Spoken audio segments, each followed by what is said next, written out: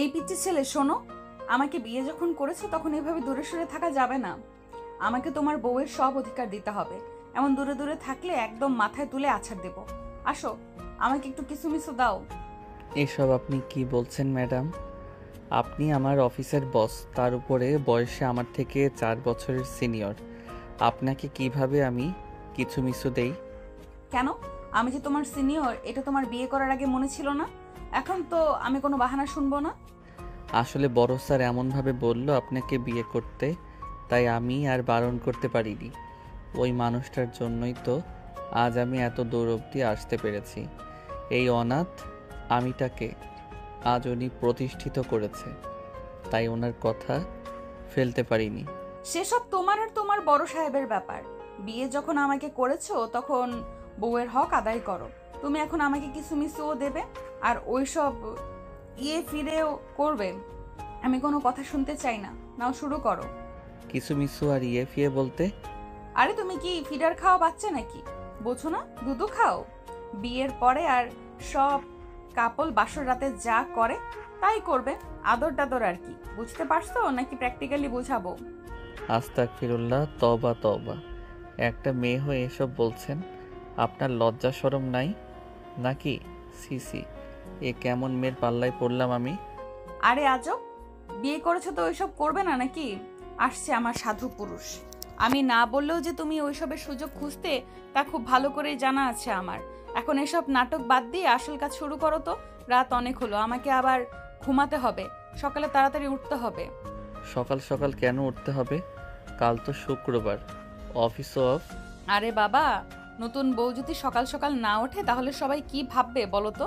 তোমার কাকা কাকি জ্যাঠা জেঠি সবাই তো টের পেয়ে যাবে যে রাত জেগে ওইসব করতে গিয়ে সকালে উঠতে পারিনি। তখন আমার মান সম্মান থাকবে আর? আপনি তো দেখছি খুব ফাজিল। সে কখন থেকে ওইসব করেই যাচ্ছেন। যান গিয়ে ঘুমিয়ে পড়ুন। হুম, তা হবে না। আগে ওইসব তারপর ঘুম। না হলে বাসরের ফিলিংসটাই তো থাকবে না। আরে বাবা, সব হবে, একটু সময় দিন আমাকে। এভাবে বললেই কি ওইসব করা যায় নাকি? আজব। প্লিজ আপনি গিয়ে ঘুমান। আচ্ছা ঠিক আছে, ঘুমাবো, তবে একটা শর্ত আছে। কি শর্ত? আগে আমার কপালে একটা কিস দাও, আর আমার সাথে তুমিও ঘুমাবে, আর আমাকে তোমার বুকের ভেতরে জড়িয়ে ধরে ঘুমাবে।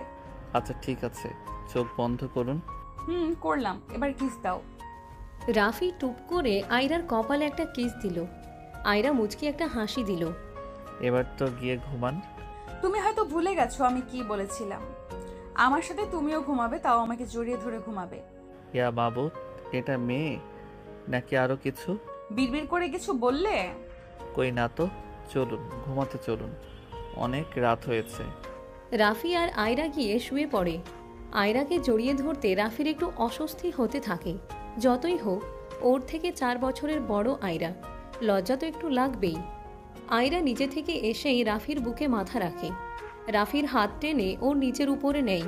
নিজেও হাত দিয়ে ওকে জড়িয়ে ধরে ঘুমিয়ে পড়ে। রাফি নিজেও ঘুমিয়ে পড়ে। সকালবেলা ঘুম থেকে উঠে আয়রা গোসল করে আয়নার সামনে বসে চুল আঁচড়াতে থাকে। ওর পরনে পিচ কালারের একটা সিল্কের শাড়ি। ফর্সা চামড়ায় রংটা একেবারে ফুটে উঠেছে। রাফির ঘুম ভাঙলে আয়রার এমন রূপ দেখে ও হাঁ করে তাকিয়ে থাকে। আগে পরে সবসময় আয়রাকে অফিসের ফর্মাল ড্রেসেই দেখেছে। এই প্রথম এমনভাবে দেখে ও চোখ ফেরাতে পারে না কিছুতেই। অমন ক্যাবলা কান্তের মতো তাকিয়ে আছো কেন? ক্রাশ টাশ খেলে নাকি? না আসলে তেমন কিছু না। এর আগে কখনো আপনাকে শাড়িতে দেখিনি তো, তাই। আপনাকে আজকে অনেক সুন্দর লাগছে, কারো নজর না লাগুক। বাবা, সূর্য আজকে কোন দিক দিয়ে উঠলো? তুমি আমার প্রশংসা করলে, এমনি সময় তো অফিসে আমার সাথে কথাও বলো না তেমন। আজকে কি হলো? যাও বলো, তাও মাথা একেবারে নিচু করে।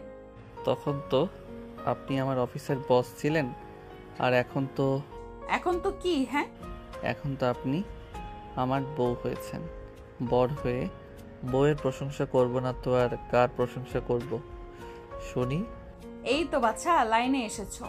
কালকে রাতে এমনি ভালো সেজে থাকার নাটক করেছিলে তাই না? যাই হোক, সকাল তো কম হলো না। চলো খেতে চলো। আপনি যান, আমি ফ্রেশ হয়ে আসছি। আচ্ছা ঠিক আছে, বেশি দেরি করো না কেমন? কথাটা বলে আয়রা নিচে ডাইনিং টেবিলে চলে যায় খেতে। রাফি তখনও এসে পৌঁছায়নি। ডাইনিং টেবিলে রাফির কাকা কাকি, জ্যাঠা জেঠি, কাজিনরা সবাই উপস্থিত। আরে ভাবি, তোমাকে তো আজ পুরো ঝাক্কাস লাগছে দেখতে। ভাইয়া তো একেবারে বাম্পার মেরেছে তোমাকে বিয়ে করে। থ্যাংক ইউ আমার কিউট ননদিনী।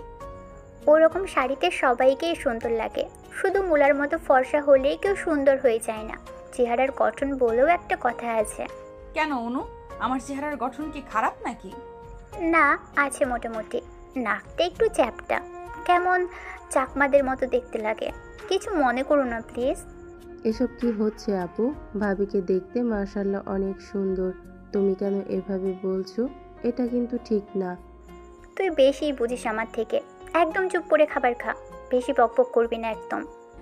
অনু তো ঠিকই বলেছে, আসলেই তো ওর চেহারাটা কেমন যেন চাকমাদের মতো দেখতে লাগে। তুমি কিছু মনে করো না আয়রা। কি বলো তো, আমার অনুটা না যা সত্যি তাই বলে সব সময়। সেটাই, কি দেখে যে এমন চাকমার মতো মেয়েকে বিয়ে করলো। এত করে বললাম আমাদের অনুকে বিয়ে কর, ঘরের মেয়েও ঘরে থাকলো, তা না নিজে থেকে গিয়ে এই মেয়েকে বিয়ে করে আনলো, তাও আবার ওর থেকে 4 বছরের বড়। হচ্ছে। এই নাও, আমি আমাদের দুজনের খাবার নিয়ে এসেছি, খেয়ে নাও। খাবার হঠাৎ রুমে নিয়ে এলেন যে, কোনো সমস্যা? না তেমন কিছু না, আমার আসলে ইচ্ছে হচ্ছে আমার পিচ্চি বড়ের হাতে খেতে।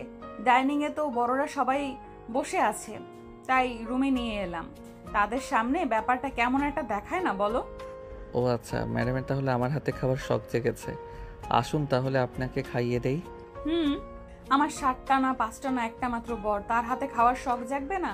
আর তাছাড়া স্বামী স্ত্রী এক প্লেটে খাওয়া সুন্নত, একে অপরকে খাইয়ে দেওয়া সুন্নত, বুঝলে পিচ্চি? বুঝলাম। এখন বসুন এখানে। আপনার নিশ্চয়ই অনেক খিদে পেয়েছে। এমন ভাবে বলছো যেন তোমার খিদে পায়নি। তেমনটা আমার আসলে সকালে না খেয়ে থাকার অভ্যাস আছে। বাবা মা নেই তো, তাই খেলাম কি খেলাম না সেদিকে নজর দেওয়ারও কেউ নেই। সকালে যেদিন তাড়াতাড়ি ঘুম ভাঙে খেয়ে অফিসে যাই, যেদিন দেরি হয় সেদিন না খেয়ে অফিসে ছুটি। এই জন্যই তো তুমি এমন রোগা। এখন তো আমি আছি তোমার বউ, এখন থেকে আমি তোমার খেয়াল রাখবো। তোমাকে বেশি বেশি খাইয়ে দেখবে কিছুদিন এর ভেতরেই কেমন মোটু বানিয়ে দেব। এখন হা করো তো, আগে তুমি খাবে তারপর আমি খাবো। আয়রার কথা শুনে রাফি হাঁ করে আয়রার বাড়িয়ে দেওয়া স্যান্ডউইচে কামড় দেয়। তারপর নিজেও একটা স্যান্ডউইচ আয়রার দিকে বাড়িয়ে দেয়। আয়রা মুচকি হেসে স্যান্ডউইচে কামড় বসায়। এভাবে দুজনকে খাইয়ে দেওয়া শেষে আয়রা বলে, অফিসের প্রজেক্টের সাথে সাথে এখন থেকে আমাকে এই ফ্যামিলির পলিটিক্যাল প্রজেক্টও সামলাতে হবে। কত কাজ আমার। মানে কিছু না, তোমারও তো বুঝতে হবে না। কি করছো রাফি ভাই? আরে অনু, আয় বস। অন্য সময় তো টেবিলে সবার সাথে বসেই খাও, বউ আসতেই আমাদের সবাইকে পর করে দিলে। একটা বিবাহিত কাপলের রুমে ঢুকতে হলে যে নক করে ঢুকতে হয়, এই ম্যানার্সটা কি তোমার নেই নাকি অনু? আমি তো সবসময় রাফি ভাইয়ের ঘরে এভাবেই আসি।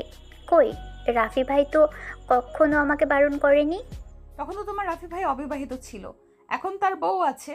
এখন যেমন মনে করো আমি এখন হুট করেই তোমার রাফি ভাইকে চুমু খেতে পারতাম, বা জড়িয়ে ধরে তার কোলে উঠে বসে থাকতে পারতাম। আর সেই সময় যদি তুমি এমন নক না করে ঢুকতে, তখন ব্যাপারটা কেমন একটা হয়ে যেত না? বড় ভাই আর ভাবির রোম্যান্সের ভেতরে ঢুকে পড়াটা কি অভদ্রতা নয়? ছি ছি, কি সব নির্লজ্জ কথাবার্তা। এই মেয়ের মুখে কিছুই আটকায় না নাকি? কেমন বেয়াদবের মতো কথা বলে।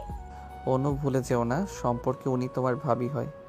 আমার স্ত্রীকে কেউ বেয়াদব বলবে সেটা কিন্তু আমি টলারেট করব না। ফার্দার যেন তোমাকে ওনার সাথে এভাবে কথা বলতে না শুনি। আর উনি তো ভুল কিছু বলেনি। তোমার উচিত এখন থেকে আমাদের রুমে আসলে নক করে আসা। তুমি তো দেখি একদিনেই বউয়ের হাতের পুতুল হয়ে গেছো। আর আসবই না আমি তোমাদের রুমে। আপনি কিছু মনে করবেন না প্লিজ। কাকিয়া আসলে ওকে অতিরিক্ত লাই দিয়ে এমন বানিয়েছে। কাকে কি বলতে হয় না হয় সেটা ও বোঝে না। আরে ধুর, ওইসব বালছাল আমি গায়ে মাখি না। তোমার এই বোনকে কয়েকদিনের ভেতরে আমি ভদ্রতা শিখিয়ে দেব। আর তুমি সব সময় আমাকে আপনি আপনি বলো কেন? হ্যাঁ, আমি কি তোমার বড় বোন লাগি যে আপনি করে বলো, এখন থেকে আমাকে তুমি করে বলবে। আচ্ছা ঠিক আছে, আমি এখন থেকে আপনাকে তোমাকে তুমি করেই বলবো। এই তো, এই না হলে আমার লক্ষ্মী বর। আচ্ছা, হিসেব মতো তো আজকে আমাদের বউ ভাত হওয়ার কথা, সেটা কি হবে না? কোনো আয়োজন দেখছি না যে। হ্যাঁ হবে তো, বাসায় না কমিউনিটি সেন্টারে হবে। ওইদিকে সব গোছগাছ কমপ্লিট হয়ে গেছে। এখন একটু পরে পার্লার থেকে মেয়ে আসবে তোমাকে সাজাতে। তোমার সাজা হয়ে গেলেই আমরা বেরোবো। আচ্ছা ঠিক আছে। কথাটা বলে অনু আয়রার দিকে তাকিয়ে মুখ ভেঙচি কেটে বেরিয়ে যায়। ওদের কথা শেষ হয়ে পারে না, তার ভিতরেই তনু দরজায় নক করে। ভেতরে আসবো ভাইয়া? আয়। ভাইয়া, পার্লার থেকে 4টা মেয়ে এসেছে, ওদের নিচে ড্রয়িং-এ বসতে বলেছি। আচ্ছা এক কাজ কর, ওদের ভিতর থেকে 2জনকে আমাদের রুমে পাঠিয়ে দে, আর 2জনের কাছে তুই আর অনু সেজে নে। আমাদের তো বেরোতে হবে নাকি? আচ্ছা ঠিক আছে ভাইয়া, আমি 2জনকে পাঠিয়ে দিচ্ছি। তুমি ওদের থেকে সেজে নাও, আমি তোমার লেহেঙ্গা ট্রেলারের থেকে নিয়ে আসছি। ওদের বলো তোমার লেহেঙ্গা বেবি পিঙ্ক কালারের, সেই হিসেবে যেন সাজাই। আচ্ছা ঠিক আছে। রাফি চলে যেতেই অনু, তনু আর পার্লারের 4টা মেয়ে আয়রার রুমে আসে। অনু আর তনু নিজেদের ড্রেস পরেই এসেছে। অনুর পরনে ল্যাভেন্ডার কালারের একটা গাউন, আর তনু পরেছে ব্ল্যাক কালারের গাউন। অনু তনু 2 বোনের ভিতরে অনু দেখতে একটু কালো, কিন্তু তনু আবার উজ্জ্বল ফর্সা, তবে আয়রার থেকে একটু কম। আরে এসে গেছো তোমরা, এসো সাজা শুরু করো। আমাদের তো আবার কমিউনিটি সেন্টারে যেতে হবে। হ্যাঁ, জানা আছে আমাদের। আপু, আপনারা আগে আমাকে সাজিয়ে দিন তো। এত হেভি গাউন পরে খুব অস্বস্তি হচ্ছে আমার। বউ ভাতটা তো ভাবির, তাই ভাবিকে আগে সাজাতে দাও আপু। ভাবির সাজা হলে তারপর না হয় আমরা সাজবো। আমি কারোর জন্য ওয়েট করতে পারবো না। আমি আগে সেজে নিই, তারপর তোরা 2জন সাজবে। সরি অনু, আগে আমি সাজবো। বৌভাতটা তো আমার, আর তাছাড়া বিউটিশিয়ানদের আনাও হয়েছে আমাকে সাজানোর জন্য। তাই তুমি পারলে একটু অপেক্ষা করো, আর না হয় নিজেই সাজো। টাকাটা আমার ভাইয়ে দিয়েছে ওদের, তাই তুমি এত বেশি বুঝবে না। সে তোমার ভাই হওয়ার আগে এখন সে আমার হাজবেন্ড, তাই তার সব কিছুর উপরে সবচেয়ে বেশি অধিকার আমার। তাই বেশি কথা না বলে ওখানে চুপচাপ বসো। কিছু সময় পরেই আয়রা, রাফি আর বাসার সবাই কমিউনিটি সেন্টারে এসে পৌঁছায়। ওদের আসার কিছু সময় বাদেই আয়রার পরিবারের লোকজন এসে পৌঁছায়। আয়রার বাবা মা, কাকাই কাকিয়া, কাকাতো ভাই তন্ময়, বড় বোন নাইরা আর তার হাজবেন্ড হৃদয়। মা, বাবা, কাকাই, কাকিয়া, আপু, তোমরা এসেছো। আমি তোমাদের সবাইকে অনেক মিস করেছি। মিস তো আমরাও তোমাকে অনেক করেছি মামুনি। আজকে তোমাকে আমাদের সাথে করে নিয়ে যাব না ওরে। তোমাকে ছাড়া বাড়িটা কেমন ফাঁকা ফাঁকা লাগে মামুনি। থাক, বাদ দাও তোমরা। সত্যি মিস করলে বিয়ে দিয়ে এভাবে পর করে দিতে নাকি? মেয়ের তো দেখি অভিমান হয়েছে। রাগ করো না মামুনি, বিয়ে তো সব মেয়েকেই একদিন করতে হয়। আরে আঙ্কেল আন্টি আপনারা এসে গেছেন, আসুন আসুন ভিতরে আসুন। আমাদের নিয়ে এত ব্যস্ত হতে হবে না, চলো ভেতরে চলো। কি যে বলেন না বড় স্যার, আজকে আপনি আছেন বলেই তো আমি এত দূর অবধি আসতে পেরেছি, না হলে কবেই মুখ থুবড়ে পড়তাম। সেদিন বাবা মায়ের অ্যাক্সিডেন্টের পরে আপনি যদি আমাকে না বাঁচাতেন তাহলে তো আমি আজকে এখানে উপস্থিতই থাকতে পারতাম না। এইভাবে বলো না। আপনার সাপোর্ট ছিল সব সময়, তাই আজকে আমি এই পজিশনে আসতে পেরেছি। আপনাদের এত বড় কোম্পানিতে কাজ করছে, এটা সম্পূর্ণ ক্রেডিট আপনার। তুমি যে কি বলো না। হ্যাঁ, আমি হয়তো সবসময় তোমাকে মেন্টাল সাপোর্ট দিয়েছি, কিন্তু আজকে তুমি এই পজিশনে দাঁড়িয়ে আছো সম্পূর্ণ নিজের প্রচেষ্টায়, নিজের যোগ্যতায়। হয়েছে হয়েছে, এবার থামো তোমরা, এখন ভেতরে চলো। আয়রার পরিবারের লোকজনদের ভেতরে আসতে দেখে রাফির জেঠি আর কাকি এগিয়ে আসে। আসসালামু আলাইকুম বিয়ান, কেমন আছেন? ওয়ালাইকুম সালাম। কেমন আর থাকবো বলুন, এমন এক বিষ কাটাকে আমাদের ছেলের ঘাড়ে চাপিয়ে দিয়েছেন, যার না আছে ভদ্রতা আর না দেয় বড়দের কি সম্মান। এমন মেয়ে ঘরে থাকলে কোনো পরিবারের লোক আর ভালো থাকে বলুন তো? আমি আসলে জানি না ওর সাথে আপনাদের কি হয়েছে, কিন্তু ও যদি কোনো অন্যায় করে থাকে তাহলে ওর হয়ে আমি ক্ষমা চাইছি।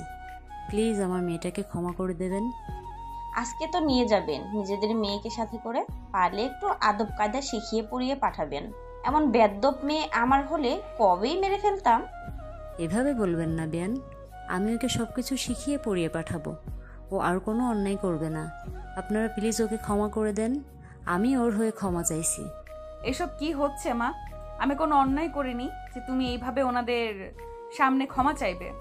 আয়রা ঠিকই বলেছে, তুমি ওনাদের কাছে ক্ষমা কেন চাইছো? আমি আমার মেয়েকে চিনি, ওর শিক্ষা দীক্ষা নিয়ে আমি যথেষ্ট কনফিডেন্ট। আমার মেয়ে কখনো এমন কোনো কাজ করতে পারে না যার জন্য ওর বাবা মাকে কারো কাছে ক্ষমা চাইতে হবে। বাবা একদম ঠিকই বলছে মা, তুমি একদম কারো কাছে ক্ষমা চাইবে না বলে দিলাম। রাফি, এসব কি হচ্ছে? তোমার কাকি জেঠি মিলে সে কখন থেকে আমার মা বাবাকে অপমান করছে, তুমি কি কিছু বলবে না তাদের? বড় স্যার মানে আঙ্কেল আন্টি, আপনারা প্লিজ কিছু মনে করবেন না ওনাদের ব্যবহারে। I am extremely sorry for that. কাকিয়া জেঠি এসব কি শুরু করলে তোমরা বলো তো? ওনারা আমাদের গেস্ট, কোথায় ওনাদের আপ্যায়ন করবে তা না করে কথা শোনাচ্ছ। তোমাদের থেকে এমনটা আশা করিনি আমি। আঙ্কেল আন্টি আপনারা সবাই আসুন, ওই দিকটাই চলুন, এখানে থাকতে হবে না। দাঁড়াও রাফি, আমার কিছু বলার আছে ওনাদের। এখন এসব থাক, আজকে আমাদের জন্য একটি স্পেশাল দিন। আমি চাই না এই দিনটা কোনোভাবে নষ্ট হয়ে যাক। ঠিক আছে চলো ওদিকটায়। দেখলে ভাবে রাফি কেমন ওর বউ আর শ্বশুর বাড়ির পক্ষ নিল। এই ছেলে তো আমাদের হাত থেকে বেরিয়ে গেল গো। এতদিন যেই কারণে এই অনাথটাকে খাইয়ে পড়িয়ে বড় করলাম, সেটা তো মনে হয় না আর পূরণ হবে। তেমন কিছু হবে না ছোট, আমি বেঁচে থাকতে তেমন কিছু হতে দেব না। এই মেয়েকে যেভাবেই হোক রাফির জীবন থেকে বের করে দিতে হবে, না হলে এই মেয়ে আমাদের উদ্দেশ্য পূরণ করতে দেবে না। এই মেয়ে তো মনে হয় না রাফিকে এত সহজে ছাড়বে। দেখো না সবসময় কেমন চীনা জোকের মতো লেগে থাকে। ছাড়তে তো ওকে হবেই। ও যদি না ছাড়ে তবে ওকে এই দুনিয়া ছাড়তে হবে। 20 বছর আগে যেমন রাফির বাবা মাকে ছাড়তে হয়েছিল, আমাদের উদ্দেশ্য পূরণের সাথে যেই বাধা হয়ে দাঁড়াবে তাকে আমি চিরদিনের জন্য সরিয়ে দেব। ঠিক আছে, এখন আর এই বিষয়ে কথা না বলি। যখন তখন যে কেউ শুনে ফেলতে পারে, পরে আমাদের না ফেঁসে যেতে হয়। চলো খাবারের দিকটায় যাই। ওই মেয়ে নায়র থেকে ফিরলে ওর একটা ব্যবস্থা করা যাবে। হ্যাঁ চল। আয়রা, আমি শুনেছি রাফি নাকি তোর থেকে 4 বছরের ছোট। নিজের থেকে এত কম বয়সী একটা ছেলেকে বিয়ে করা কি তোর উচিত হলো? আরে কি বলছো আপু, বলো অনেক ভালো হয়েছে। পিচ্চি মানুষ যখন যা বলি শোনে, একটা আদেশও অমান্য করে না। সে না হয় বুঝলাম, কিন্তু তারপরও এই কাজটা ঠিক হয়নি। একে তো তোমার বয়সে ছোট, তার উপরে বাপ মাইয়ের ঠিক নেই, আবার তোমার নিজের কর্মচারী। মানুষ তো হাসবে এসব শুনলে। সে তো আপনি নিজেও আমার বাবার আন্ডারে চাকরি করেন, আর তাছাড়াও অন্তত আপনার মতো আমার বাবার রেফারে জামাই হওয়ার ফায়দা তুলে চাকরি করে না। নিজের যোগ্যতায় চাকরিটা পেয়েছেও। ওর জন্য আরো ভালো ভালো চাকরির অফার আসে। শুধুমাত্র বাবার প্রতি কৃতজ্ঞতা বোধ থেকে ও আমাদের অফিসে চাকরি করে, না হলে ওর চাকরির অভাব হতো না। আর যদি বলেন বাবা মায়ের কথা, তো শুনুন, ওর একটা জন্ম পরিচয় আছে। ওর বাবা মা ছিল যারা অ্যাক্সিডেন্টে মারা গেছে, তাই বাপ মায়ের ঠিক নেই বলার রাইট আপনার নেই। তুমি তো দেখছি একদিনেই প্রতিবক্ত হয়ে গেছো। তা জাদুটোনা করেছে নাকি তোমাকে তোমার বর? আসলে কি বলুন তো, ওর না আসলে ওইসব করার প্রয়োজন নেই। আমার বর মাশাল্লাহ অনেক সুন্দর, কোয়ালিফাইড। আরে বুঝলে না, গোবর থেরাপি। গোবর থেরাপির নাম শুনেই তোমার আপুর জ্ঞান ফিরে গেছে। বলেছিলাম না, এই থেরাপি দিলে মরা মানুষও জেগে ওঠে। তোমার আপু তো সামান্য অজ্ঞান হয়ে গেছিল, তাই শুধু গোবর থেরাপির নাম শুনেই জেগে গেছে, তাই না অনু? হ্যাঁ তাই তো, নাম শুনেই কিভাবে যেন জ্ঞান ফিরে আসলো। ঠিক আছে চলো এখন, এটা তো ভাবির রুম, আমাদের রুমে চলো। হ্যাঁ চল। যাওয়ার আগে অনু রাগী চোখে একবার আয়রার দিকে তাকায় আর মনে মনে বলে, ইচ্ছে করে এটা করলে তো ঠিক আছে, একবার ফেল হয়েছে তো কি হয়েছে। তোমাকে আমি কিছুতেই রাফি ভাইয়ের সাথে সুখে সংসার করতে দিব না, কিছুতেই না। মনে মনে কথাটা বলেই অনু চলে যায়। অনু চলে যেতেই আয়রা হাসতে থাকে। তুমি যদি চলো ডালে ডালে, আমি চলি পাতায় পাতায়। পুরো একটা অফিসের স্টাফ সামলাই আমি, আর সেখানে তোমার মতো একটা মেয়েকে সামলাতে পারবো না। তোমার এইসব শয়তানি কাজকর্ম যদি বন্ধ না করেছি তো আমার নামও আয়রা না। কি ব্যাপার, একা একা এমন হাসছো কেন? জিন ভূতে ধরলো নাকি? আরে না, আমাকে জিন ভূতে কি ধরবে, আমি নিজেই তো ওদের বস। মাঝে মাঝে আমারও সেটাই মনে হয়। কিছু বললে? কই না তো। আচ্ছা ফ্রেশ হয়ে এসো, ঘুমাতে হবে তো। আসলেই ঘুমাবে? ঘুমাবো না তো কি, মশা মারবো নাকি আজব? কেন, আজকে আর তোমার কিছু মিছু ইয়ে লাগবে না? দেখো, আমি কিন্তু আজকে তোমার সাথে ওইসব না করে তোমাকে ছাড়ছি না। রাফির কথা শুনে আয়রা একটু ঘাবড়ে যায়। রাফি ওর দিকে কেমন ঘোর লাগা চোখে তাকিয়ে থাকে। একটু একটু করে আয়রার দিকে আসতে থাকে। আয়রাও ভয়ে পেছাতে থাকে। ও ওইসব মানে কোন সব? তুমি তো আমাকে শেখালে, এখন নিজেই ভুলে গেলে। আর এই বিয়ের পরে বাসর রাতে হাজব্যান্ড আর ওয়াইফ যেই সব করে ওই সব। আর তুমি এমন তোতলাচ্ছ কেন? হ্যাঁ দেখো আজকে আমার ঘুম পাচ্ছে, আমি ঘুমাবো, তুমি যাও ফ্রেশ হয়ে এসে ঘুমাও। হুম, এটা তো শুধু তোমার মুখের কথা, তোমার মনের কথা তো ভিন্ন। যাই হোক, এসো শুরু করি। রাফির কথায় আয়রা একটা শুকনো ঢোক গেলে পেছনে সরতে সরতে দেয়ালে এসে পিঠ ঠেকে যায় ওর। রাফি একটা শয়তানি হাসি দিয়ে ওর দুপাশে হাত দিয়ে ওকে আটকে দিয়ে ধীরে ধীরে ওর কাছে এগোতে থাকে। আয়রা চোখ বন্ধ করে নেয়। রাফি ওর কানের কাছে মুখ নিয়ে এসে বলে, তোমাকে এমন ভিতর চেহারায় খুবই সুন্দর লাগছে। I like it. সবসময় চেহারাটাকে এভাবেই রাখবে। কথাটা বলেই রাফি হো হো করে হাসতে হাসতে ওয়াশরুমে চলে যায় ফ্রেশ হতে। এদিকে লজ্জায় আয়রার অবস্থা খারাপ হয়ে যায়। দাঁড়াও চান্দু, আমার সাথে মশকরা, তোমাকে এর মজা দেখাবো আমি। কথাটা নিজ মনে বলে আয়রা গিয়ে শুয়ে পড়ে। সারাদিনের ক্লান্তিতে শোয়ার সাথে সাথেই ও ঘুমিয়ে পড়ে। কিছু সময় পরে রাফি ওয়াশরুম থেকে এসে আয়রাকে ঘুমে দেখে ওর কপালে ভালোবাসা পরশ এঁকে দেয়। তারপর নিজেও অন্য পাশে এসে আয়রাকে বুকে জড়িয়ে ধরে শুয়ে পড়ে। রাফির থেকে ওর মা বাবার সত্যিটা কি লুকানো আমাদের উচিত হচ্ছে? বাবা মা বেঁচে থাকতেও ছেলেটা নিজেকে অনাথ মনে করে। এবার অন্তত ওকে সত্যিটা জানানো দরকার। না, এখনো সঠিক সময় আসেনি। ওর বাবা মায়ের সেই অ্যাক্সিডেন্টের পেছনে আসলে কার হাত আছে এটা এখনও আমি জানতে পারিনি। যতদিন না এটা জানতে পারছি ততদিন কাউকে কিচ্ছু বলা যাবে না। ওর বাবা মায়ের লাইফ রিস্ক আছে। কিন্তু এভাবে আর কতদিন তাদের লুকিয়ে রাখবে? লাইফ রিস্ক তো রাফিরও আছে। তাহলে ওর সাথে কেন আমাদের মেয়ের বিয়ে দিলে? রাফির বয়স এখন 20 বছর। ওর বাবা মায়ের উইল অনুযায়ী যদি তারা মারা যায় তো ওর 21 বছর পূর্ণ হলে ওদের সমস্ত সম্পত্তির মালিক হবে রাফি। আমার ধারণা 15 বছর আগেও অ্যাক্সিডেন্টটা করানো হয়েছিল শুধুমাত্র এই সম্পত্তির জন্য। যে বা যারা এই কাজটা করেছে তারা রাফির 21 বছর পূর্ণ হওয়ার অপেক্ষায় আছে। তার মানে তো আর 1 বছর পরে রাফির লাইফ রিস্ক আছে। হ্যাঁ, আমার ধারণাও তাই। 1 বছর পরে ওই কালপ্রিট রাফির উপর অ্যাটাক করবে। তুমি সব কিছু জেনে কেন আমাদের মেয়ের জীবনটা নষ্ট করলে? ওর যদি কোনো বিপদ হয়? আমার মেয়ে খুবই বুদ্ধিমতী, ওর কিছু হবে না। আমার মনে হয় রাফির পরিবারের কেউ এই কালপ্রিট, আর তাকে খুঁজে বের করার জন্যই আমি আয়রাকে ওই বাড়িতে পাঠিয়েছি। দেখো, আমার মেয়েটার যেন কোনো বিপদ না হয় আবার। তুমি কিছু চিন্তা করো না। আমার মেয়েকে আমি যে উদ্দেশ্যে ওই বাসায় পাঠিয়েছি ও ঠিক সেই কাজ সফলভাবে করবে।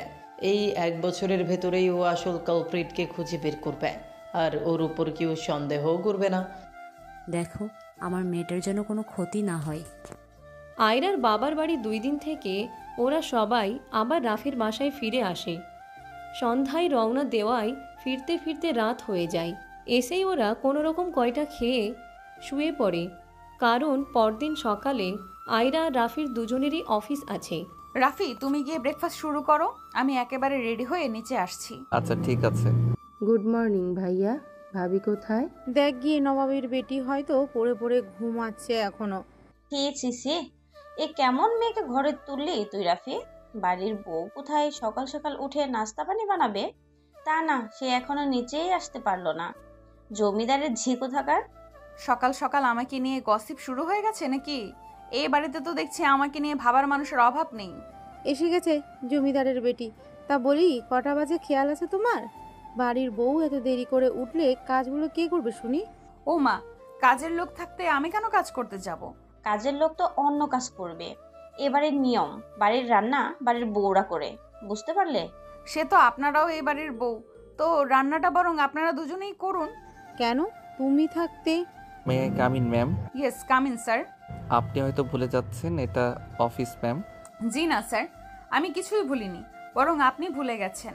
আপনি আমার হাজব্যান্ড, আর তাই অফিস বা বাড়ির সব জায়গায় আপনি আমার হাজব্যান্ড হয়েই থাকবেন।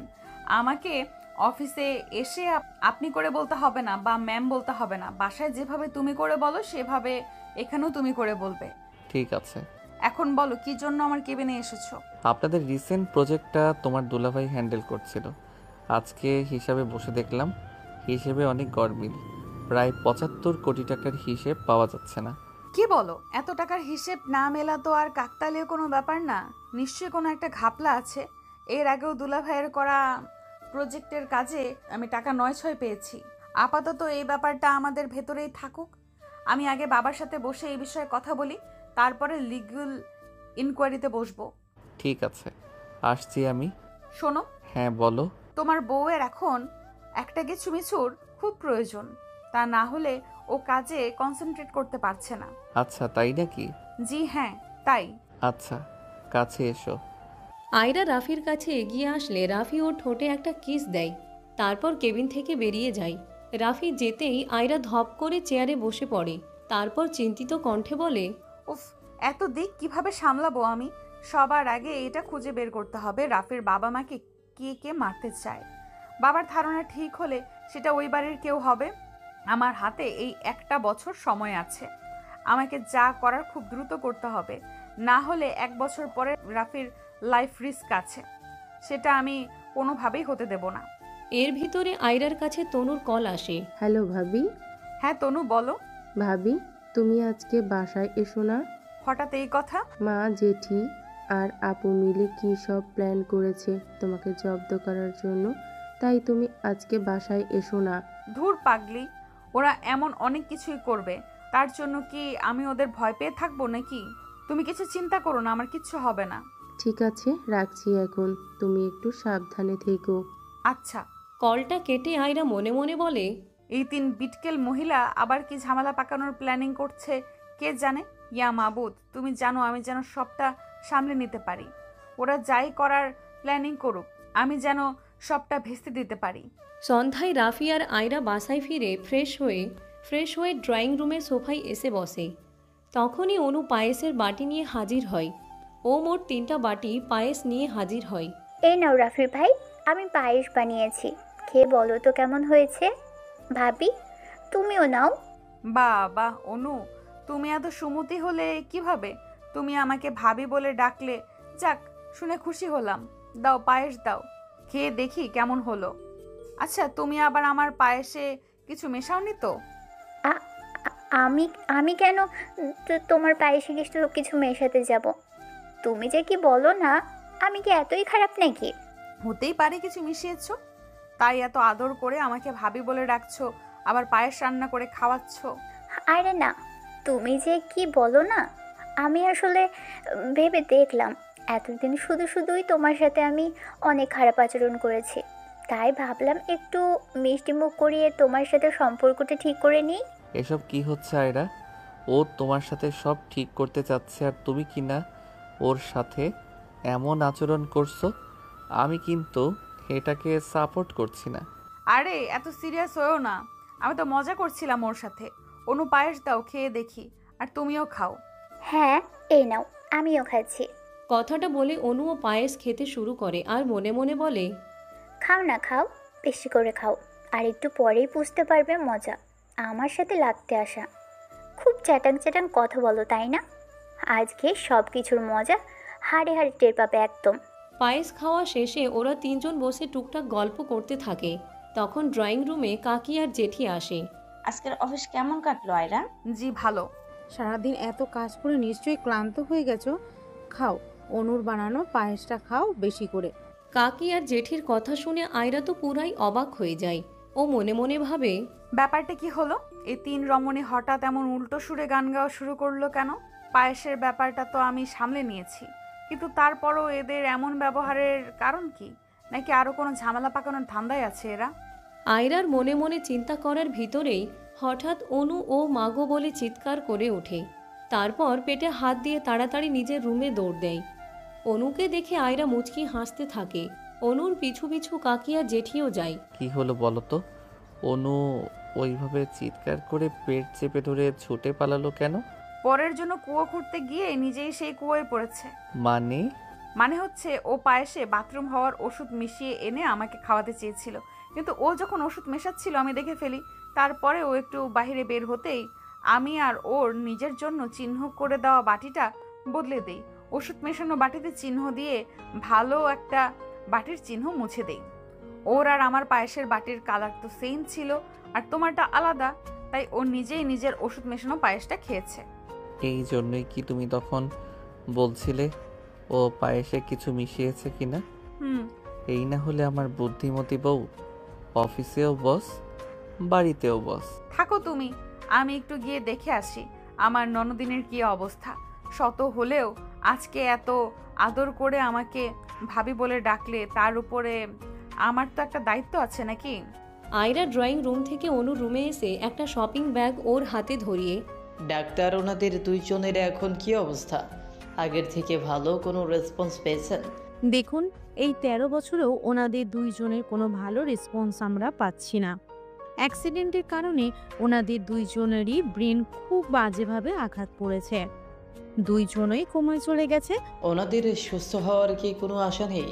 তেমন কোনো আশা আমি আপনাকে দিতে পারবো না। আমরা আমাদের সর্বোচ্চ দিয়ে চেষ্টা করে যাচ্ছি। এমনভাবে বলবেন না ডাক্তার। তবে আমার মনে হয় না যে ওনারা কখনো আগের মতো নর্মাল হতে পারবে। তবে একটা উপায় আছে, তাহলে হয়তো আমি শিওর না, তবে হয়তো ওনারা রেসপন্স করলেও করতে পারে। কি উপায় ডাক্তার? ওনাদেরকে ওনাদের ফ্যামিলির সাথে রাখলে হয়তো ওনারা রেসপন্স করলেও করতে পারে। এছাড়া দ্বিতীয় কোনো উপায়? না, এটাই শেষ একটা উপায় ওনাদের সুস্থ করার। ঠিক আছে ডাক্তার, আপনারা আপনাদের কাজ চালু রাখুন, আমি দেখছি কি করা যায়। আমরা আমাদের বেস্ট দেওয়ার চেষ্টা করব। হ্যালো আয়রা মামনি। হ্যাঁ বাবা বলো। আমি তোমার শ্বশুরদের সাথে কথা বলেছি, ওনারা সবাই কালকে আসবে। তুমি আর রাফিও কি ওনাদের সাথে আসবে?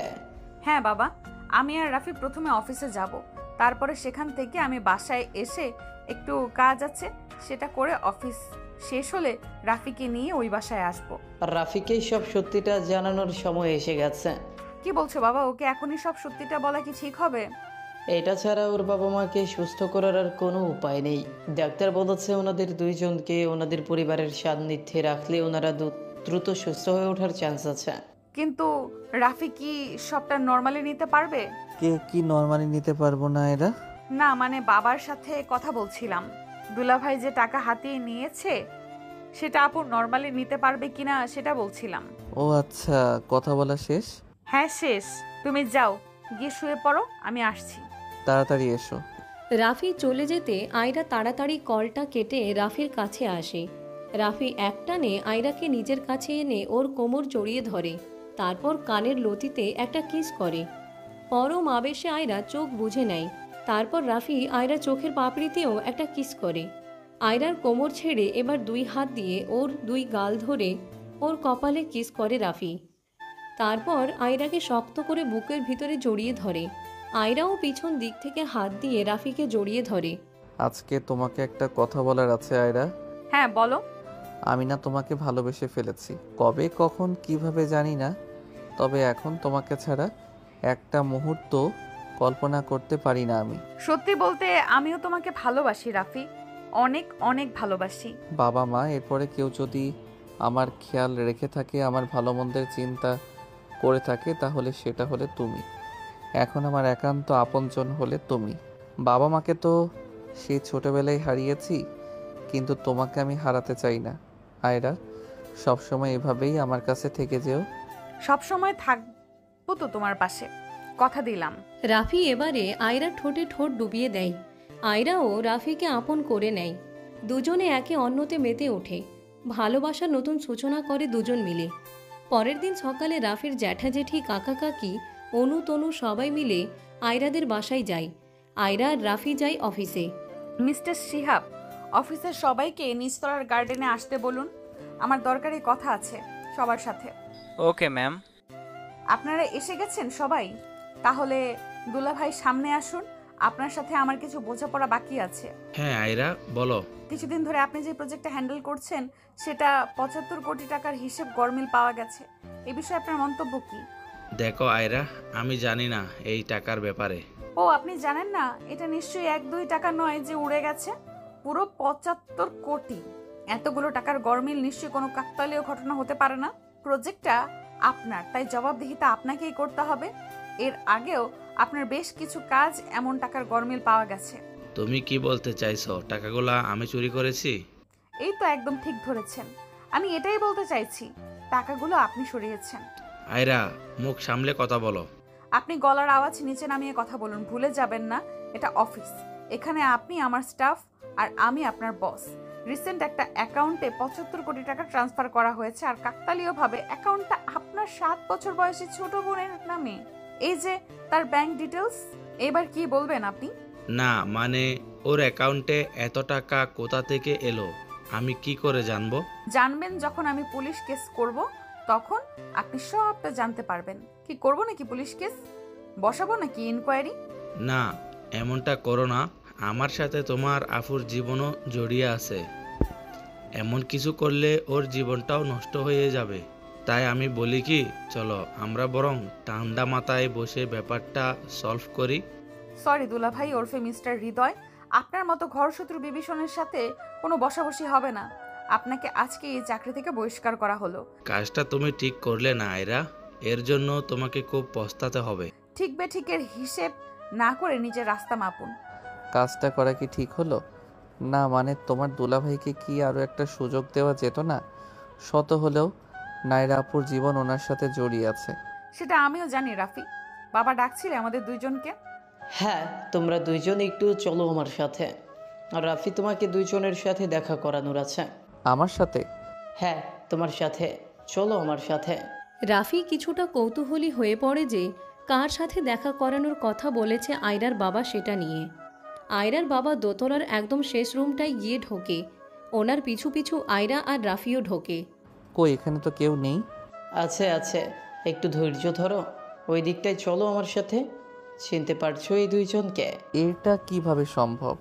মানে আমার বাবা মা বেঁচে আছে, তাহলে সেই অ্যাক্সিডেন্ট? কথাটা বলে রাফি ছুটে গিয়ে ওর মায়ের বেডের পাশে বসে পড়ে।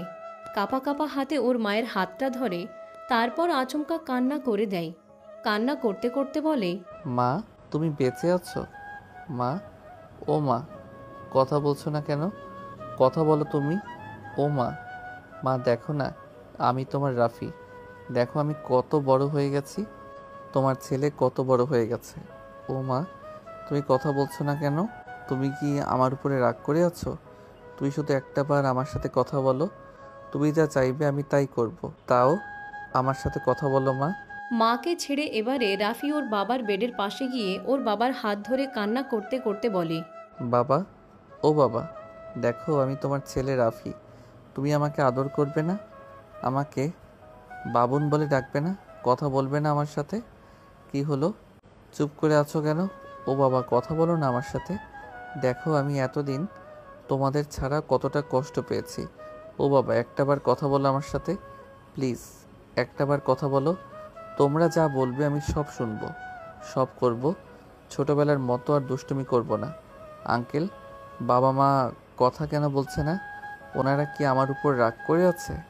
আঙ্কেল প্লিজ বাবা মাকে একটাবার আমার সাথে কথা বলতে বলুন। 13টা বছর আমি বাবা মায়ের সাথে কথা বলি, তাদের কণ্ঠ শুনি না। দয়া করে বাবা মাকে একটাবার কথা বলতে বলুন। তুমি একটু শান্ত হও রাফি, নিজেকে একটু সামলাও। আঙ্কেল, বাবা মায়ের এই অবস্থা কিভাবে হলো? আর ওনারা আপনার কাছে এলো কিভাবে? সেদিনের সেই অ্যাক্সিডেন্ট, ডাক্তার তো বলল আমার বাবা মা মারা গেছে। তাহলে ওনারা এখানে এভাবে আপনার কাছে কিভাবে এলো? বলছি, সব বলছি। তার আগে তুমি একটু শান্ত হও, নিজেকে একটু সামলাও। বাবা ঠিকই বলেছে রাফি, তুমি প্লিজ কান্না করা বন্ধ করো। ঠান্ডা মাথায় বাবার কথা শোনো। হ্যাঁ বলুন, শুরু থেকে সবটা বলুন, আমি শুনতে চাই। তোমার বাবা আমার অনেক পুরনো বন্ধু। অনেক কষ্ট করেও তোমাদের এই বাড়িটা করেছে। অনেক সহায় সম্পত্তিও গড়েছে যেগুলোর ব্যাপারে তুমি নিজেও জানো না। তোমার বাবা কর্মঠ হলেও ওর দুই ভাই মানে তোমার জেঠু আর কাকা একেবারেই অকর্মণ্য। তোমার বাবা মায়ের ভেতরে কোনো অহংকার ছিল না, তাই ওর বাকি দুই ভাই আর তার পরিবারকে নিজের কাছে এনে তাদের সব দায়িত্ব নেয়। তারপর? তুমি জানো না, কিন্তু তোমার বাবার অনেক সম্পত্তি আছে, যেগুলোর কথা তোমার জ্যাঠা জেঠি কাকা কাকি জানে। তোমার বয়স যখন 7 বছর তখন তোমার বাবা মা সব সম্পত্তি তোমার নামে উইল করে দিতে চায়। এই ব্যাপারে তোমার জ্যাঠার কাকুকেও জানায় তোমার বাবা, আর এটাই তোমার বাবার কাল হয়ে দাঁড়ায়। সেদিন তোমার জন্মদিনের জন্য তোমার বাবা মা তোমাকে নিয়ে বাইরে ঘুরতে বের হয়, আর তখনই কি বলো? সেদিন ওদের সাথে আমাদেরও যাওয়ার কথা ছিল। ওরা আমাদের বাসার দিকেই আসছিল আর আমি ওদের দিকে যাচ্ছিলাম। হঠাৎ করে একটা ট্রাক এসে ওদের গাড়িতে মেরে দেয়। ঘটনাস্থলে রাফির মা আর রাফি জ্ঞান হারায়। আমার পৌঁছতে সেই ট্রাক চলে যায়। আমি গিয়ে ওদের সবাইকে রক্তাক্ত অবস্থায় পাই। আমি ওর কাছে যেতেই ও আমাকে বলে, আমার ছেলেটাকে একটু দেখে রাখিস। এইসব কিভাবে হলো? ওরা আমার সম্পত্তির জন্য এমনটা করছে। তোর বাসার কেউ? হ্যাঁ, কিন্তু ওরা জানে না সম্পত্তির উইল আমি করে ফেলেছি। রাফির 21 বছর পূর্ণ হলে সব সম্পত্তির মালিক হবে রাফি। তার আগে যদি ওর কিছু হয়ে যায় তাহলে সব সম্পত্তি অনাথ আশ্রমের নামে হয়ে যাবে। তাহলে আমি উকিলের সাথে কথা বলে তোর বাসায় এইটা জানিয়ে দিব, না হলে ওরা সম্পত্তির জন্য আবারও রাফিকে মেরে ফেলার চেষ্টা করবে। তোর যা ভালো মনে হয় কর, আমার ছেলেটাকে দেখে রাখিস। তুই আমাকে একবার অন্তত বল কে সে যে তোদের এই অ্যাক্সিডেন্টটা করিয়েছে। আমার ব্যাস, সেদিন এতটুকু বলার পরেই ও জ্ঞান হারায়। আর তারপর থেকে আজ অবধি তোমার বাবা মায়ের জ্ঞান ফেরেনি। ওরা দুজনেই কোমায় আছে। এতগুলো বছরে আমি এদের চিকিৎসায় কোনো কমতি রাখিনি, কিন্তু কোনো কিছুতেই ওরা রেসপন্স করেনি। আপনি এতদিন কেন আমাকে বাবা মা এর থেকে দূরে রাখলেন? কেন সত্যিটা আমাকে বললেন না? তোমার বাবা মায়ের এখনও লাইফ রিস্ক আছে। তুমি তোমার পরিবারের মানুষদের অনেক বিশ্বাস করো, কিন্তু আয়রা ওই বাড়িতে বউ হয়ে যাওয়ায় কম বেশি সবার আসল রূপই তুমি দেখেছো। আমি চাচ্ছিলাম না সেই কালপ্রিট কোনোভাবে জানতে পারুক তোমার বাবা মা এখনো বেঁচে আছে। তাহলে এখন কেন বললেন? ডাক্তার বলেছে শেষ একটা উপায় আছে তোমার বাবা মাকে সুস্থ করার, আর সেটা হলো ওদের পরিবারের লোকজনের সান্নিধ্যে ওদের রাখতে হবে। হতেও পারে তাদের সাথে থাকলে ওরা সুস্থ হয়ে আগের মতো স্বাভাবিক জীবনে ফিরে আসবে, কিন্তু আসল কালপ্রিটকে না জানা পর্যন্ত আমি ওদেরকে তোমার পরিবারের মানুষদের কাছে রাখতে পারবো না। আর ওই পরিবার ছাড়া ওদের একান্ত আপন বলতে আছো শুধু তুমি, যার মাধ্যমে ওদের ক্ষতি হওয়ার কোনো চান্স নেই। তাই আমি তোমাকে এখানে আনলাম, যাতে প্রতিদিন তুমি এখানে এসে ওদের সাথে কিছুটা সময় কাটিয়ে ওদের সুস্থ করার চেষ্টা করতে পারো। এতগুলো বছর আমি জানতাম। রাফি, এবার ঘরে চলো, কালকে তো আবার অফিসে যেতে হবে। অফিস থেকে এসে না হয় এখানে কিছু সময় কাটাবে। হ্যাঁ চলো। আঙ্কেল, আপনাকে অনেক ধন্যবাদ এতদিন আমার বাবা মায়ের খেয়াল রাখার জন্য। আপনি না থাকলে আজকে হয়তো আমিও বেঁচে থাকতাম না। আমি আপনার কাছে চিরকৃতজ্ঞ হয়ে থাকব। তুমি শুধু আমার বন্ধুর ছেলে নও, আমারও ছেলে। ছেলে হয়ে বাবার কাছে কেউ কৃতজ্ঞ থাকে নাকি বোকা? যাও এখন গিয়ে ঘুমাও। কাল থেকে তোমার নতুন লড়াই শুরু, যেটাই তোমায় জিততেই হবে। জি আঙ্কেল। গুড মর্নিং বাবা। গুড মর্নিং মামুনি। ঘুম কেমন হলো? ভালো বাবা, আমি আর রাফি অফিসে যাচ্ছি। সন্ধ্যায় রাফি এসে ওর বাবা মায়ের সাথে দেখা করে যাবে। কেন, তুমি আসবে না? না বাবা, আমার একটা জরুরি মিটিং আছে। আচ্ছা ঠিক আছে, যাও তোমরা। 2 মাস পর। আর মাত্র কয়েকটা মাস, তারপর রাফি এইসব সম্পত্তির মালিক হয়ে যাবে। কিন্তু ওর ওই বউটা অনেক শেয়ানা। ওই মেয়ে রাফির জীবনে থাকলে আমরা কখনোই রাফিকে দিয়ে এই সম্পত্তি নিজের নামে লিখিয়ে নিতে পারবো না। একদম ঠিক বলেছিস, ওই মেয়েকে রাফির জীবন থেকে তাড়াতে হবে, না হলে এই সম্পত্তি আমাদের হাতছাড়া হয়ে যাবে। কিন্তু আমরা তো কম চেষ্টা করলাম না বলো? ওই মেয়ে তো কিছুতেই এই বাড়ি ছাড়ছে না। ও যদি না ছাড়ে তাহলে রাফির বাবা মায়ের মতো ওকেও এই দুনিয়া থেকে সরিয়ে দিতে হবে। আমার মনে হয় আমাদের একবার বসের সাথে কথা বলা উচিত। উনিই ভালো বলতে পারবে কি করলে ভালো হবে। একদম ঠিক বলছো। লাগলে ওই মেয়েকে দুনিয়া থেকে সরিয়ে দিতে হবে। আমাদের পথে কোনো কাঁটা রাখা যাবে না। চলো বসের কাছে যাই, বস ঠিকই কোনো না কোনো উপায় বের করতে পারবে। এতক্ষণ সিসিটিভি ক্যামেরার ফুটেজে রাফির কাকি আর জেঠির কথা শুনছিল আয়রা। ও প্রতিদিনই ফুটেজ চেক করে। এই 2 মাসে এরা মিলে অনেক চেষ্টা করেছে আয়রাকে তাড়ানোর। এই 2 মহিলাকেও খারাপ ভেবেছিল, কিন্তু এরা যে এত নীচ সেটাও বুঝতে পারেনি। ও আবারও ফুটেজ দেখায় মনোযোগ দেয়। আজকে ওকে জানতেই হবে কে সেই মেইন কালপ্রিট।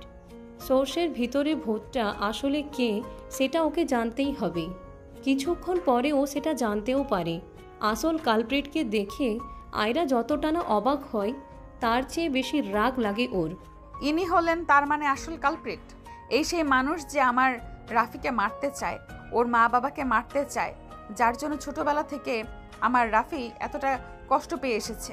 ওর বাবা মা বেঁচে থেকেও মরার মতো আছে। একটা মানুষ এতটা জঘন্য হয় কিভাবে? ছি। ড্রয়িং রুমে বসে আছে রাফির কাকা, জ্যাঠা, কাকি, জেঠি আর অনু। তনু ওর এক ফ্রেন্ডের বার্থডেতে গেছে। আয়রা রাফি অফিস শেষে বাসায় আসে। ওদের সাথে পুলিশও আসে। পুলিশ দেখে সবাই অবাক হয়ে যায়। এ কি, বাড়িতে পুলিশ কেন? এসব কি হচ্ছে রাফি? তোমাদের সাথে পুলিশ কেন এসেছে? জেঠু তুমি শান্ত হও, পুলিশ আমি না, আয়রা ডেকেছে। রাফির কথা শুনে জেঠি ফিসফিসিয়ে কাকিকে বলে, এই ছোট, ব্যাপারটা কি হলো বলতো? এই মেয়ে হঠাৎ বাড়িতে পুলিশ ডাকলো কেন? আমরা যে ওকে এমন জ্বালাই সেই জন্য ডাকেনি তো? আমাদের নামে নারী নির্যাতনের মামলা করে দেয়নি তো? তাও দিতে পারে, বলা যায় না। এবার কি হবে ভাবি? এই বয়সে এসে এখন কি তাহলে আমাদের জেলে পচে মরতে হবে? আমারও তো তাই মনে হচ্ছে। কি হবে? এই মেয়ে তো আমাদের কম সাবধান করেনি, কিন্তু আমরাই তো ওর কথা আমলে নেইনি। এখন মনে হচ্ছে সত্যি সত্যি জেলে পচে মরতে হবে। কি ব্যাপার কাকি, জেঠি, আপনারা দুইজন কি এমন গুজুর গুজুর করছেন সে তখন থেকে? না মানে আয়রা মা, বাড়িতে হঠাৎ পুলিশ কেন? কিছু কি হয়েছে? আরে শালা, আপনি তো দেখছি ভং পাল্টে ফেলেছেন একদম। তবে এইসব এখন আর কোনো লাভ হবে না। পুরো হিসেবের খাতা খুলে গেছে। এখন শুধু শাস্তির পালা। এসব তুমি কি বলছো মা? কিসের হিসেব, কিসের শাস্তি? তুমি তো আমাদের মেয়ের মতো। সরি, মেয়ের মতো না, মেয়েই তো তুমি আমাদের। মা, এরা কি মেয়েকে একটু শাসন করতে পারে না নাকি? তার জন্য তুমি বাসায় পুলিশ নিয়ে আসবে? এই শুনুন, আপনাদের এইভাবে মানুষের নাটক না এবার বন্ধ করুন। আপনাদের অতীতের শাস্তি আপনাদের পেতেই হবে, ওটার কোনো মাফ নেই। অফিসার, এনাদের দুইজনকে অ্যারেস্ট করুন। ও আয়রা মা, মেয়ে হয়ে মায়েদের কেউ পুলিশের হাতে তুলে দেয় বলো তো? আমার শো না মা, নিজের মাথাটা একটু ঠান্ডা করো। আমরা বরং একটু ঠান্ডা মাথায় আলাপ আলোচনা করি এই ব্যাপারটা নিয়ে। মা? কে মা? কার মা? আপনারা মা? লজ্জা লাগছে না নিজের মা বলতে? যদি সত্যি মমতা বলতে কিছু আপনাদের ভেতরে থাকতো, তাহলে রাফির থেকে ওর মা বাবাকে কেড়ে নিতে পারতেন না?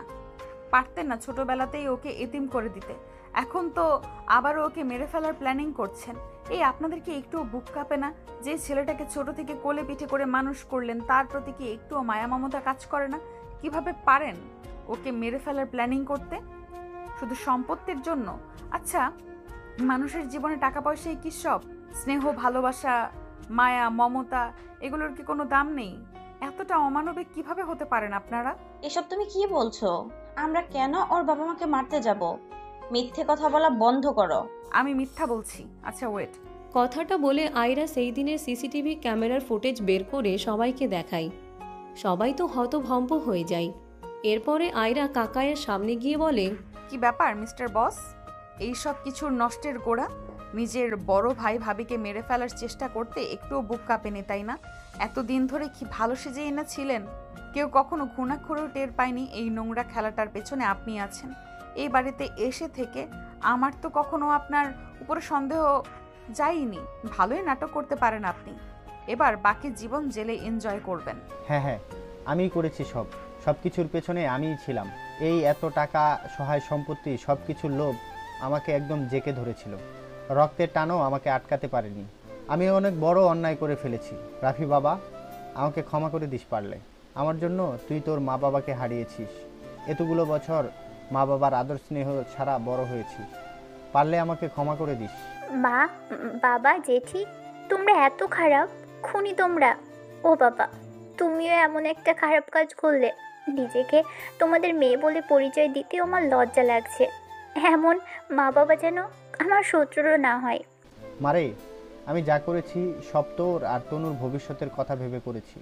তোরা দুইজন যাতে একটা ভালো জীবন পাস সেই জন্যই করেছি। পারলে আমাকে আর তোর মাকে ক্ষমা করে দিস মা। আমি তো চাইনি কখনো যে তোমরা কাউকে বাবা মা হারা করে তার সম্পত্তি লিখে নিয়ে আমার ভবিষ্যৎ করো। তোমাদের এই নিজ কাজের জন্য আমি তোমাদের কখনো ক্ষমা করব না। অফিসার, নিয়ে যান এনাদের। আজ থেকে আমি মনে করব আমার বাবা মা মৃত। এমন বাবা মার পরিচয় আমি দিতে চাই না। আপনাদের তিনজনকে অ্যাটেম্প টু মার্ডার কেসে অ্যারেস্ট করা হচ্ছে। চলুন। এক মিনিট, অ্যাটেম্প টু মার্ডার মানে? ওর বাবা মা তো মারা গেছে, তাহলে তো এটা মার্ডার কেস হয়। না, ওনারা মারা যায়নি। আমার মা বাবা ওনাদের বাঁচিয়েছে। ওনারা এখন কোমায় আছে, খুব তাড়াতাড়ি সুস্থ হয়ে যাবে। এই বয়সে এসে নাকি আমাকে এসব দেখতে হচ্ছে? আমার এক ভাই আমার আরেক ভাইকে খুন করতে চেয়েছিল, আর তার সাথে আমার নিজের স্ত্রীও জড়িত। এমন কিছু দেখার আগে আমার মৃত্যু কেন হলো না খোদা? তুমি এভাবে বলো না প্লিজ। আমি যা করেছি সম্পত্তির লোভে পড়ে করেছি। আমাকে ক্ষমা করে দাও দয়া করে। এমন জঘন্য কাজের পরও তুমি ক্ষমা চাও কোন মুখে? রাফির বাবা আমার ছোট ভাই। বাবা মায়ের মৃত্যুর পর ওকে আমি কোলে পিঠে মানুষ করেছি।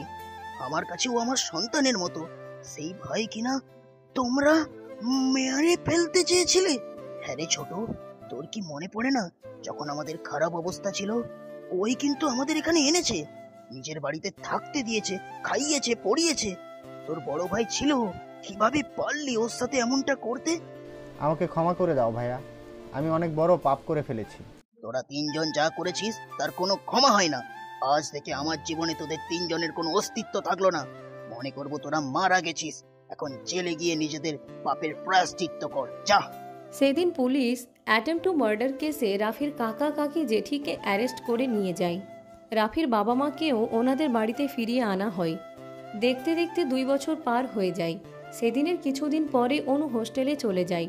রাফি আইরা ওকে আটকানোর অনেক চেষ্টা করে, কিন্তু ও কারোর কথা শোনে না। তনু বাড়িতে থেকে পড়াশোনা করছে। রাফির বাবা মা এখন আগের থেকে অনেকটা সুস্থ। ওনারা এখন কথা বলতে পারেন, শুধু হাঁটাচলা করতে পারেন না। জেঠু এখন অনেক চুপচাপ হয়ে গেছে, রুম থেকেও তেমন একটা বের হন না। রাফির বাবার দেখাশোনা উনি করেন বেশি। রাফি আর আয়রার 2টি যমজ ছেলে মেয়ে হয়েছে। মেয়ের নাম রেখেছে রাফিয়া আর ছেলের নাম রেখেছে আবরার। ছেলে মেয়ে পরিবার নিয়েই এখন ওদের সুখে শান্তিতে দিন কাটছে।